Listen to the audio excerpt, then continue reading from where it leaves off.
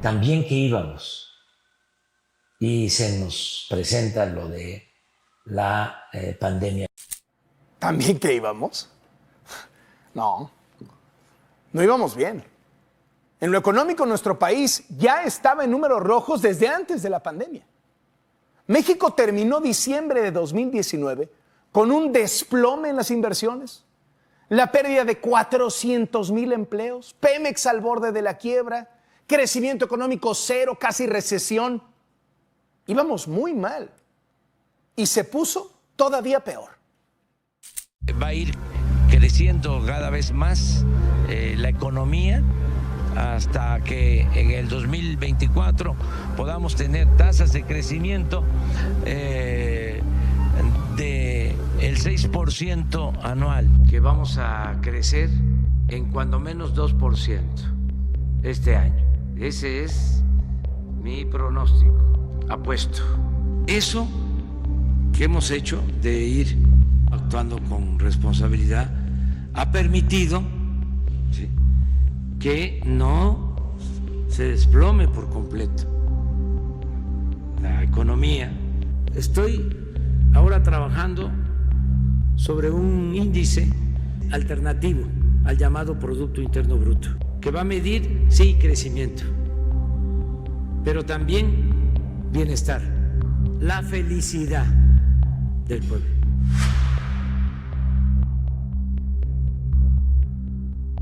Ya creo que tocamos fondo y que vamos a ir hacia arriba.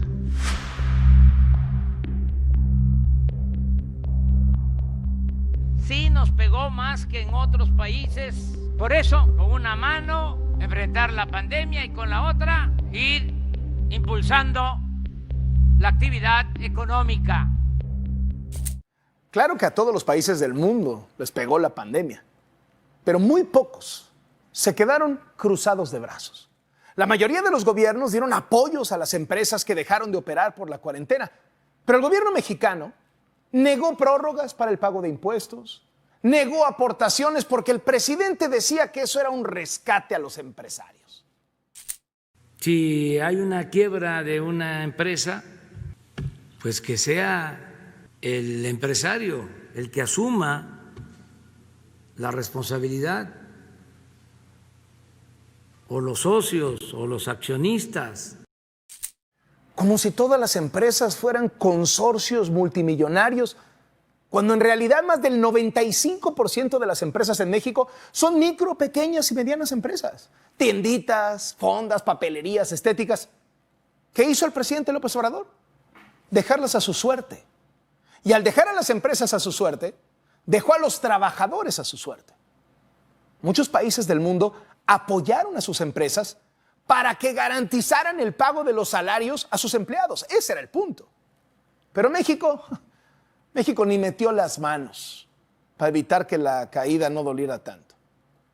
Y ya 150,000 pequeños comercios cerraron definitivamente.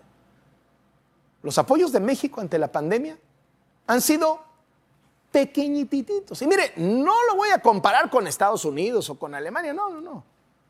Comparémonos con África, con naciones mucho más pobres que México. Togo ya destinó el 12% de su Producto Interno Bruto al rescate económico de su gente.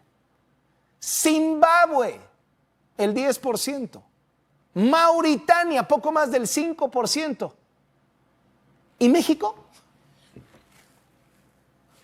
1%. ¿Sí? 1%. Los países están mandando cheques directo a las familias y México, nada.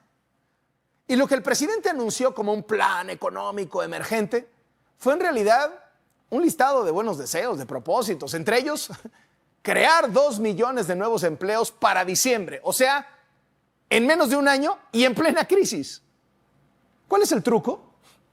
Pues que López Obrador hace las cuentas que quiere y cuenta como empleos los apoyos de programas sociales que ya existían, como Jóvenes Construyendo el Futuro, Sembrando Vida. Bueno, hasta los créditos de vivienda del Infonavit y el Fobiste, los créditos los cuenta como empleos.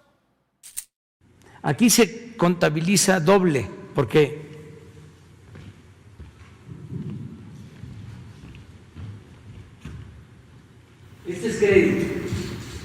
pero al mismo tiempo es empleo. México no solo no gastó más, sino que recortó el gasto. Al revés de lo que está haciendo todo el mundo. Le metió un mega recorte de 75% al presupuesto público. Varias oficinas gubernamentales no tienen ni para pagar la luz, el agua, el gas, la renta. Bueno, en la Secretaría de Economía, hasta sin computadoras iban a quedar. ¿Y qué dijo el presidente? Que la independencia y la revolución se hicieron sin internet. Imagínense lo que hacían los que lucharon en otros tiempos por la libertad, por la justicia, por la democracia, por la soberanía. ¿Qué estaban esperando? ¿Que tuvieran sus computadoras para luchar, para transformar? El gobierno así puso en jaque la operación del propio gobierno. Trámites que ya eran lentísimos ahora son más lentos porque no hay ni para copias. Se quitó dinero a programas importantísimos como los de atención a mujeres víctimas de la violencia.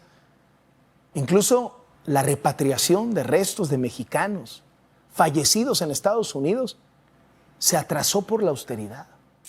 La austeridad va a continuar. O sea, que ni estén pensando que vamos a volver al derroche. Bueno, la austeridad, ¿sabe dónde no se quitó un peso? En las grandes obras del presidente. El precio del petróleo está por los suelos, la refinería de Dos Bocas va. No hay turismo en el mundo, pero el Tren Maya va. No hay gente tomando vuelos, están quebrando las aerolíneas. El aeropuerto de Santa Lucía va. Y el gran distractor, la rifa del avión presidencial. Que no rifa el avión. Porque, entre otras cosas, esta semana nos enteramos que no se han pagado 2,000 millones de pesos del avión y hay que pagarlos. Más los 2,000 millones de pesos de premios de la rifa, porque no se rifa el avión. Más el mantenimiento, que es como de 78 millones de pesos en lo que va del sexenio. Son más de 4,000 millones de pesos de gastos pendientes. ¿Y sabe cuánto se ha juntado con la venta de los cachitos de la rifa? Solo 750 millones. O sea, le vamos perdiendo unos 3,000 millones a la mentada rifa. 70 millones de mexicanos no tuvieron el ingreso laboral suficiente para adquirir alimentos de la canasta básica.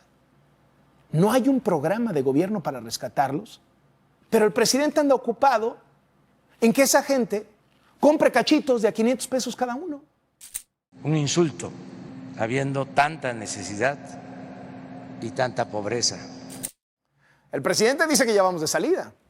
Su secretario de Hacienda, Arturo Herrera, dice que la recuperación económica tomará hasta 2 años. El subgobernador del Banco de México que puso López Obrador dice que 4 años. ¿Y qué dicen algunos especialistas? Que nos vamos a recuperar hasta el 2030. Todos pronostican. A veces no coincidimos, pero pues cada quien es libre, ¿no?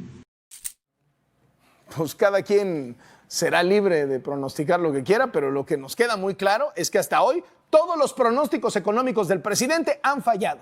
Y por mucho, ¿eh? A ver, el presidente tenía cosas buenas en materia económica.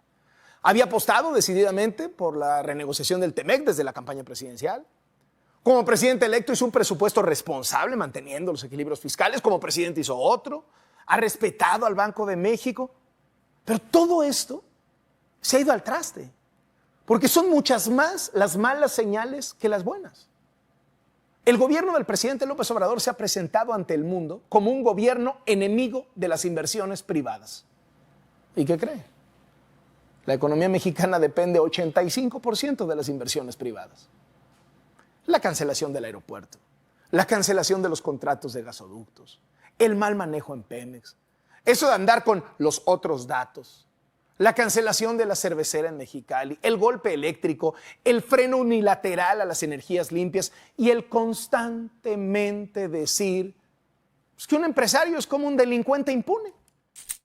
Que le han hecho mucho daño al país porque se han dedicado a saquear, a robar, de que son una mafia de poder, lo son. Lo ha dicho una y otra vez, todas son malas señales que muestran a un gobierno que no quiere a los inversionistas, que no respeta las inversiones. Y entonces, ¿qué hacen los inversionistas? Pues se van a otro lado, donde sí los quieran, donde sí los dejen crear empleos. Y más, pues cuando hay crisis. Nada más de marzo a junio se fueron de México casi 350,000 millones de pesos de capitales. Las cifras oficiales son de alarma. En junio el INEGI reportó un acumulado de 6 trimestres consecutivos de caídas en la inversión privada y también en la inversión del gobierno. O sea, año y medio en picada. El otro día presumía el presidente algo muy bueno. Les hizo manita de puerco a los grandes empresarios que debían impuestos y ya pagaron. El gobierno recaudó 30,000 millones de pesos que estaban ahí como en el limbo. Buenísimo. 30,000 millones de pesos. Ajá. No más cancelar el aeropuerto costó 70,000 millones. El doble. No más de fuga de capitales se han ido 350,000 millones. 12 veces más. Pues por eso las calificadoras hacen las cuentas, ven el desastre y dicen, le bajamos la nota a México. México perdió la confianza. Déjame lo pongo más claro.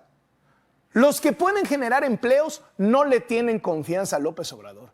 No se la tenían desde antes de la pandemia. ¿Y sabe quién va a pagar eso? Nosotros los mexicanos, pero sobre todo los más pobres.